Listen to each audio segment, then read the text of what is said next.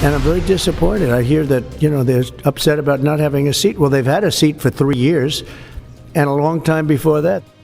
Sinisi ni US President Donald Trump ang Ukraine sa kawalan ng naging negosasyon sa nakalipas na 3 taon sa Russia, matapos simulan ng US ang direktang pakikipag-usap sa Russia sa usaping pangkapayapaan sa Ukraine. Sa pag-uusap ng Foreign Affairs Envoys ng Estados Unidos at Russia sa Riyadh ngayong araw, nagkasundo ang dalawang panig na saliksikin ng economic and investment opportunities na posibleng maganap sa pagtatapos ng sigalot sa Ukraine.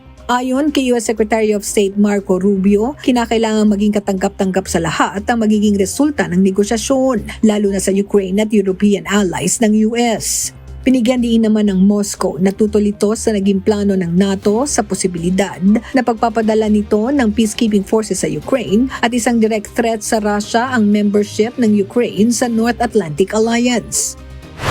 Duda si Trump sa otoridad ni Zelensky sa pakikipagnegosasyon nito sa Russia. Ayon sa kanya, hindi na pabor ang Ukrainian sa pagpapatakbo ng kasalukuyang leader sa bansa. We haven't had elections in Ukraine. Well, we have martial law, essentially martial law in Ukraine, where the leader in Ukraine, I hate to say it, but he's down at 4% approval rating.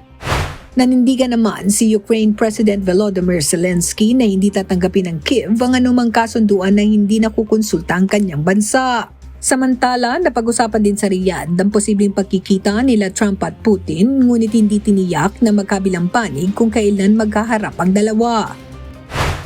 Lynn Perez, UNTV News and Rescue.